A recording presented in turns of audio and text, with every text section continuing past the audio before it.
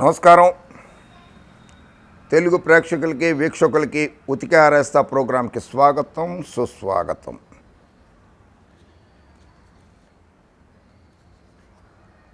ఏదో విజయవాడ సత్యనారాయణపురం అడ్రస్ ఉందని చెప్పేసి డ్రగ్స్లో జగన్మోహన్ రెడ్డి గారి ప్రభుత్వాన్ని ఇరికించేద్దాము, అన్పాపులర్ చేద్దాము అని తెలుగుదేశం పార్టీతో సహా మరికొన్ని పార్టీలు చాలా ఉబలాట పడుతున్నాయి. అది అసాధ్యం. ఆంధ్ర రాష్ట్రంలో డ్రగ్స్ సరఫరా లేదు లేదు లేదు. ఆ రాష్ట్రాన్ని పరిపాలిస్తున్నది వైఎస్ జగన్మోహన్ రెడ్డి గారు. ఆ రాష్ట్రానికి డీజీపీగా పనిచేస్తున్నది, వ్యవహరిస్తున్నది సమర్థవంతమైన నీతి నిజాయితీ పరుడు, సమర్థవంతమైన అధికారి డీజీపీ గౌతమ్ సవాంగ్ గారు. చాలా సమర్థవంతమైనటువంటి అధికారి ఈయన. ఈయన మీద కూడా తమరు బాబు గారు కావచ్చు, లోకేష్ బాబు కావచ్చు, ప్రతిపక్ష నాయకులు అందరూ కూడా చాలా విపరీతంగా అవాస్తవాలు ప్రచారం చేస్తున్నారు. పొద్దున్న లేస్తే అబద్ధాలు చెప్పటమే వీళ్ళకి. అబద్ధాలు వీళ్ళు పుట్టుకే అబద్ధాల పుట్టక. సత్యహరిచంద్రుడు బతుకుంటే మిమ్మల్ని చూసుకుని 100 సార్లు ఊరేసుకుని చచ్చిపోయేవాడు. హెరాయిన్ వ్యవహారంలో అసత్య ప్రచారం సరికాదు. విజయవాడ చిరునామా మినహా కేసుతో ఏపీకి సంబంధం లేదు. ఇది డీజీపీ గౌతమ్ గారు చెప్తున్నారు. గుజరాత్లోని ముంద్రా పోర్టులో భారీగా పట్టుబడ్డ హెరాయిన్ ముఖ్యమంత్రి ఇంటి సమీపంలోని సంస్థదేనని, దీనికి ముఖ్యమంత్రి డీజీపీ ఏం సమాధానం చెప్తారంటూ కొందరు రాజకీయ నాయకులు వ్యాఖ్యలు చేయడం సరికాదు, వాటిని ఖండిస్తున్నాము. ఈ వ్యవహారంలో ప్రజల్ని తప్పుదోవ పట్టించేలా, అభద్రతాభావం కలిగించేలా చేస్తున్న అసత్య ప్రచారాన్ని ఆపేయాలి. వాస్తవాలను వక్రీకరిస్తూ పదే ప్రకటనలు చేయడం సరికాదు. ఆషీ ట్రేడింగ్ కంపెనీ విజయవాడ చిరునామాతో ఉన్నది. అంతకుమించి ఈ కేసుతో ఈ రాష్ట్రానికి, ఆంధ్రప్రదేశ్ రాష్ట్రానికి ఏ సంబంధము లేదు. ఆ కంపెనీ స్థాపించిన వ్యక్తులు గత కొన్నేళ్లుగా చెన్నైలో ఉంటూ అక్కడి నుండే కార్యకలాపాలు నిర్వహిస్తున్నారు. విజయవాడకు లేదా రాష్ట్రంలోని ఇతర ప్రాంతాలకు హెరాయిన్ దిగుమతి చేసుకున్నట్లు ఏ ఆధారాలు లేవని కేంద్ర దర్యాప్తు సంస్థలే తేల్చాయి. గౌతమ్ సవాంగ్, డీజీపీ, ఆంధ్రప్రదేశ్ గారు. ఇటువంటి చిల్లర అబద్ధ అవాస్తవాలు ప్రచారం చేస్తే అంత సమర్థవంతమైన అధికారి మీకు రిజైండర్ ఇవ్వాల్సి వస్తుంది. డిబేట్లు పెట్టారు మీ వాళ్ళు, మీ పచ్చ మీడియా వాళ్ళు. పత్రికా ప్రకటన డీజీపీ కార్యాలయం మంగళగిరి. డీజీపీ కార్యాలయం నుంచి వచ్చిన పత్రికా ప్రకటన. వాస్తవాలను పదే వక్రీకరిస్తూ ప్రకటనలు చేయడం సమంజసం కాదు. అసత్య ప్రచారాలతో ప్రజలను తప్పుదోవ పట్టించొద్దు. డీజీపీ హితవు. ఇటువంటి ఆరోపణలు చేయడం వల్ల ప్రజల్లో అనేక అపోహలు కలగడమే కాకుండా వారు అభద్రతా భావానికి లోనయ్యే ప్రమాదం కూడా ఉంది. సున్నితమైన అంశాలపై మాట్లాడే ముందు ఖచ్చితమైన సమాచారాన్ని సేకరించి నిజానిజాలు బేరీజు వేసి మాట్లాడాల్సిన అవసరం ప్రజాప్రతినిధి మీద ఉందన్న విషయాన్ని మర్చిపోవడం బాధాకరం. ఆయన ఎంత బాధపడుతూ ఈ ప్రెస్ స్టేట్మెంట్ రిలీజ్ చేసి ఉంటారు. ప్రతిపక్ష నాయకుని హోదాలో ఉన్నావు, లోకేష్ బాబు గారు ఎమ్మెల్సీగా ఉన్నారు, మీ ఇటువంటి ఒక గౌరవప్రదమైనటువంటి పదవుల్లో ఉండి రాజ్యాంగబద్ధంగా ప్రమాణ స్వీకారం చేసిన మీరు ఒక గౌరవప్రదమైనటువంటి డీజీపీ గారి మీద, రాష్ట్ర ముఖ్యమంత్రి వైఎస్ జగన్మోహన్ రెడ్డి గారి మీద అవాస్తవాలు ప్రచారాలు చేస్తారా? ఇంత నీచ రాజకీయాలకు ఒడిగడతారా? అందుకనే కేసీఆర్ గారు అంటారు ఊరికి నా థూ మీ బతుకొచ్చాడా అని. గుజరాత్ రాష్ట్రానికి చెందిన ముంద్రా ఎయిర్పోర్ట్లో డిఆర్ఐ అధికారులు హెరాయిన్ స్వాధీనం చేసుకున్న విషయం అందరికీ తెలిసిందే. ఈ అంశంపై విజయవాడ కమిషనర్ ఇప్పటికే ప్రెస్ నోట్ విడుదల చేసి ఆ అంశానికి విజయవాడకు లింకు చేయడం సమంజసం కాదని చెప్పినా సీనియర్ నాయకుడు మరియు ఇతర నాయకులు ఈ అంశాన్ని మరీ ప్రస్తావించడం సరికాదు. వివిధ పత్రికలు, టీవీ ఛానళ్లు సైతం ఈ అంశంపై పలు కథనాలను ప్రచురిస్తూ ఢిల్లీ, నోయిడా, చెన్నై, ముండ్రాలలో స్వాధీనాలు, అరెస్టుల గురించి మాత్రమే ప్రస్తావిస్తున్న విషయం విదితమే.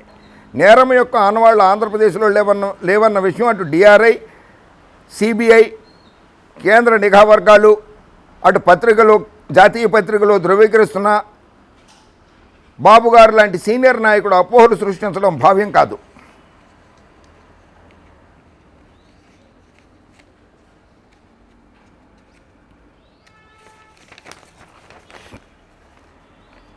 ఆషి ట్రేడింగ్ కంపెనీ చిరునామా మాత్రమే విజయవాడలో ఉంది. హెరాయిన్ను విజయవాడకు కానీ ఆంధ్రప్రదేశ్లోని ఇతర ప్రదేశాలకు కానీ దిగుమతి చేసుకున్నట్లు ఎక్కడా ఆధారాలే లభించలేదు.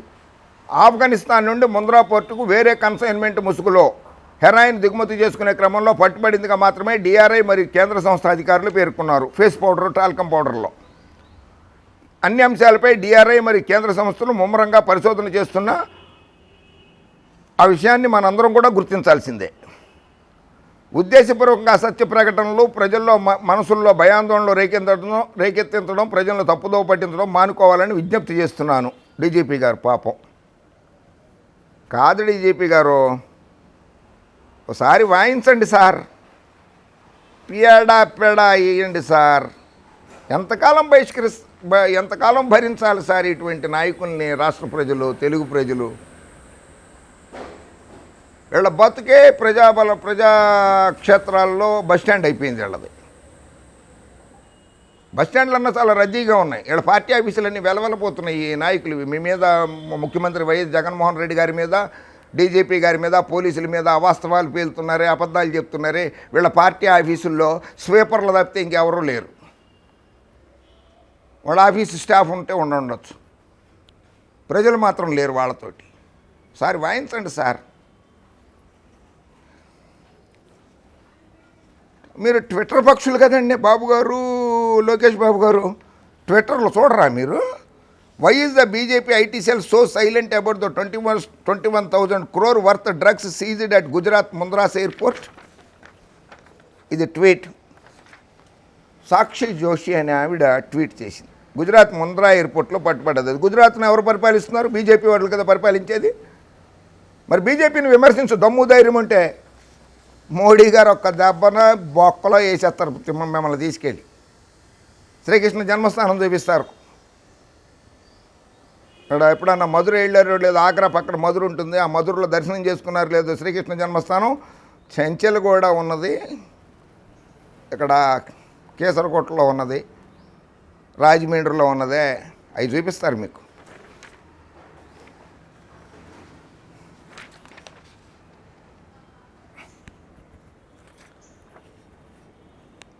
భావికా Kapoor, the company which imported 3,000 kg heroin under talcum powder, the same company also imported 25,000 kg talcum powder in June 2021 and consignment was cleared.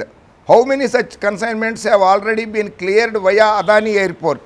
Who is behind this smuggling? Adani గారి ఎయిర్పోర్ట్, ముండ్రా ఎయిర్పోర్ట్లో దిగింది 30,000 కిలోలు, 3,000 కిలోలు దిగింది. ఒకసారి 25,000 కిలోలు జూన్ 22, 2021లో దిగింది. టాల్కమ్ పౌడర్ ముసుగుల్లో హెరాయిన్ దిగింది. దాన్ని కేంద్ర ప్రభుత్వం ఎలా క్లియర్ చేసిందని చెప్పి ఆవిడ అడుగుతోంది ట్విట్టర్లో. ఆ మాత్రం ధైర్యం చేయలేని నరేంద్ర మోడీని దించేస్తాం, నరేంద్ర మోడీ నరరూప రాక్షసుడు, నరేంద్ర మోడీ ప్రభుత్వానికి రోజులు దగ్గర పడ్డాయని ప్రగల్భాలు పలికిన ఉత్తమ కుమారుడే ఈ చంద్రబాబు నాయుడు. కేంద్ర ప్రభుత్వాన్ని అడుగు, దమ్ముంటే అదానీ గారిని అడుగు, నీ ఎయిర్పోర్ట్లో దిగింది కదా అని.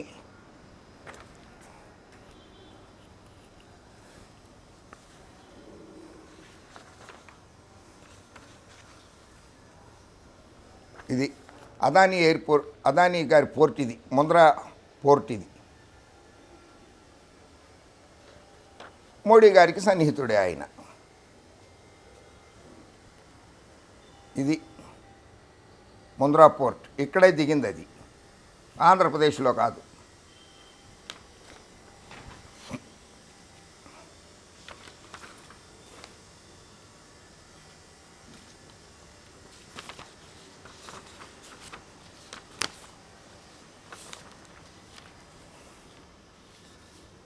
జగన్మోహన్ రెడ్డి గారు చెప్తున్నారు, డ్రగ్స్కు వ్యతిరేకంగా అవగాహన కార్యక్రమాలు నిర్వహించాలి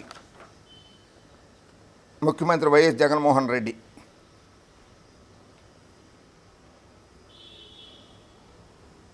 మీరు ఎప్పుడన్నా ఇలా చెప్పారా బాబు గారు? మేము పుత్రరత్నం ఎప్పుడైనా చెప్పారు? ఆయన అమెరికాలో ఉండి వచ్చారు కదా, బీచ్ ఫెస్టివల్స్, కప్పుల్ ఫెస్టివల్స్ అటువంటివి పెట్టడానికి సిద్ధం అవుతారు.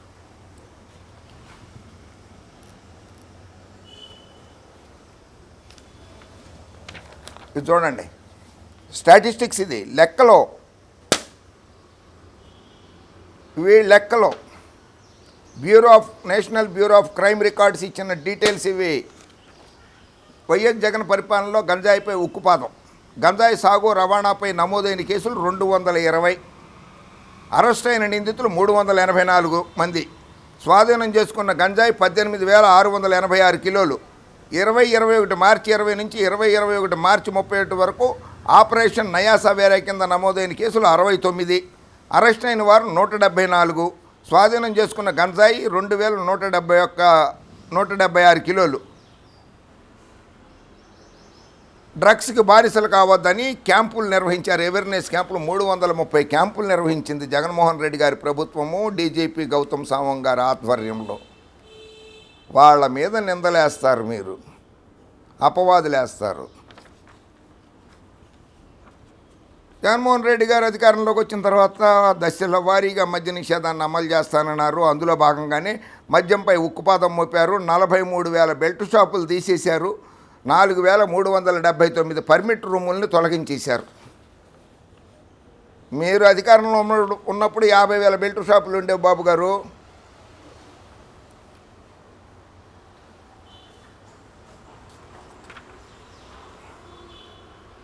కాలేజీలు, యూనివర్సిటీలకు సమీపంలో గంజాయి అమ్మకాలపై కఠిన చర్యలు తీసుకోవాలి. ఎక్కడి నుంచి సరఫరా అవుతుందో నిఘా పెట్టాలి. గంజాయి సాగును గుర్తించి ఎప్పటికప్పుడు ధ్వంసం చేసేందుకు ప్రత్యేక కార్యాచరణ రూపొందించుకోవాలి. సీఎం వైఎస్ జగన్ ఎంత చక్కగా చెప్తున్నారు.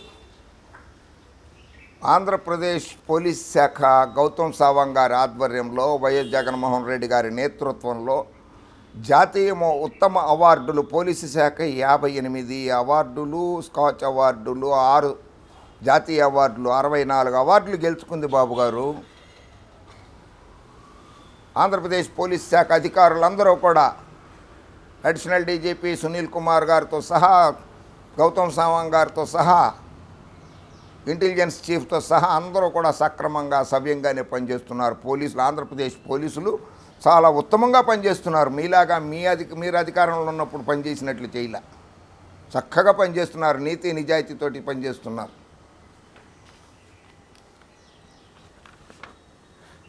స్పెషల్ ఎన్ఫోర్స్మెంట్ బ్యూరో ఆంధ్రప్రదేశ్లో జగన్మోహన్ రెడ్డి గారు కొత్తగా పెట్టారు కదా, ఇది మీరు పెట్టలేదు, కొత్తగా పెట్టారు ఆయన. ఈ మద్యము, ఇసుక రవాణా, డ్రగ్స్ ఇటువంటి వాటిని పట్టుకునేందుకు, అరికట్టడానికి పెట్టారు. స్పెషల్ ఎన్ఫోర్స్మెంట్ బ్యూరోపై ముఖ్యమంత్రి గారు సమీక్ష. లిక్కర్ సేల్స్ నెలకు 34 లక్షల కేసుల నుంచి 21 లక్షల కేసులకు తగ్గాయి. లిక్కర్, మద్యం, బీరు సేల్స్ నెలకు 17 లక్షల నుంచి 7 లక్షలకు తగ్గింది. అంటే మహిళలు చాలా ఆనందపడుతున్నారు వైఎస్ జగన్మోహన్ రెడ్డి గారి ప్రభుత్వంలో. మీరేం బాధపడక్కల్లా.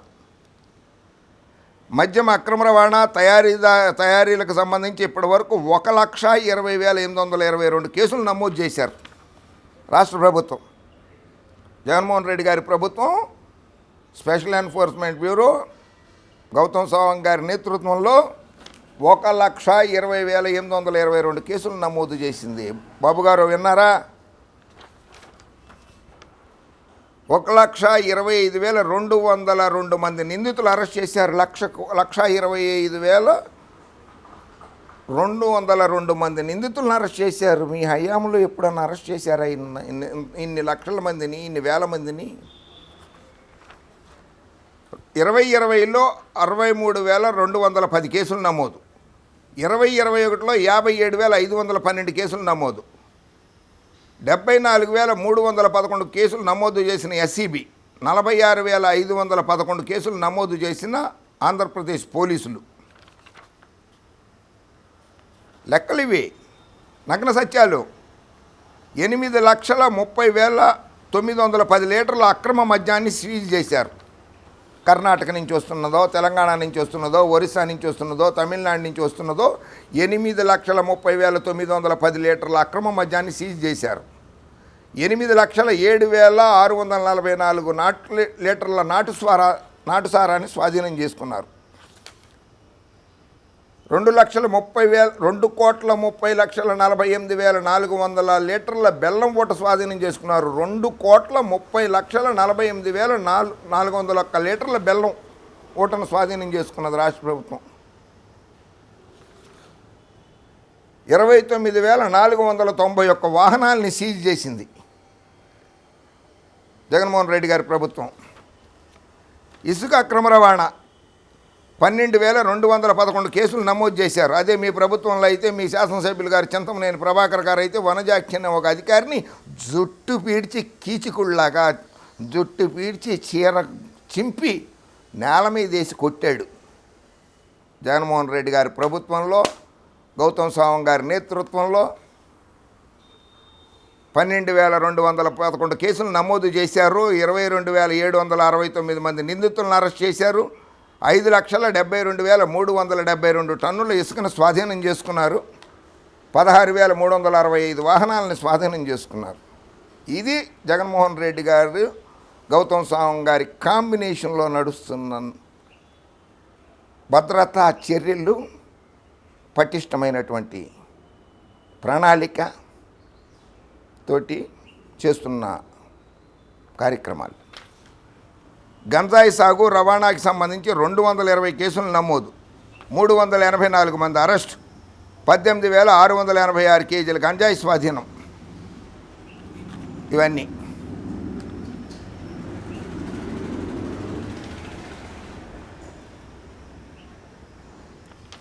ఇది బాబు గారు.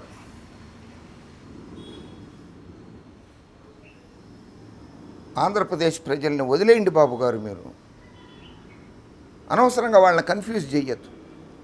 శాంతియుతంగా బతుకుతున్నారు రాష్ట్రంలో. జగన్మోహన్ రెడ్డి గారు అభివృద్ధి పదంలో నడిపిస్తున్నారు, సంక్షేమ పథకాలు అమలు చేస్తున్నారు.